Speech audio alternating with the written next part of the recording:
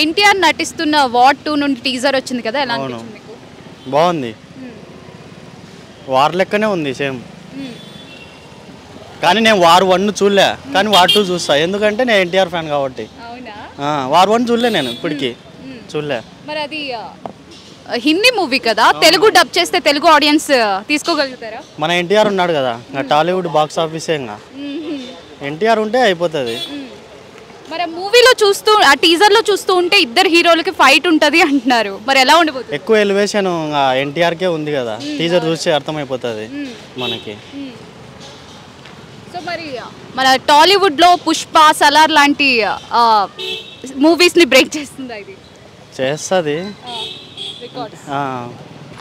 Hi అండి. Hi.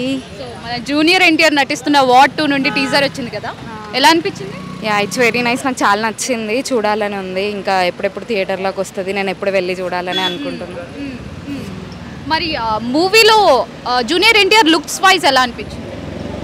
ఆబ్వియస్గా మన జూనియర్ ఎన్టీఆర్ లుక్స్ అనేవి చాలా అట్రాక్టివ్గా చూడడానికి, ఇంకెలా యాక్షన్ చేస్తారనే కొత్తగా ఆతృత అనేది ఎక్కువ ఉంటూ ఉంటుంది. మరి చూస్తుంటే ఇది స్ట్రైట్ బాలీవుడ్ మూవీ కదా, మరి తెలుగు ఆడియన్స్ యాక్సెప్ట్ చేస్తారా?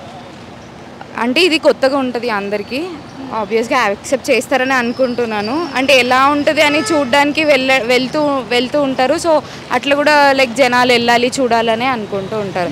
ఇంకా ఎన్టీఆర్ కాబట్టి ఆయన యాక్టింగ్కి, ఆయన లుక్స్కి అన్నిటికీ బాగుంటుంది.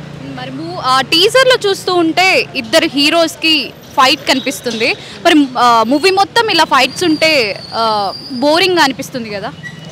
బోరింగ్ అని అంటే ఏం అనిపించలే, ఫైట్స్ కాబట్టి ఏమో ఇంకా చూస్తారు. మరి ఈరోజు జూనియర్ ఎన్టీఆర్ బర్త్డే కదా, విష్ చేస్తాను. Happy birthday junior NTR.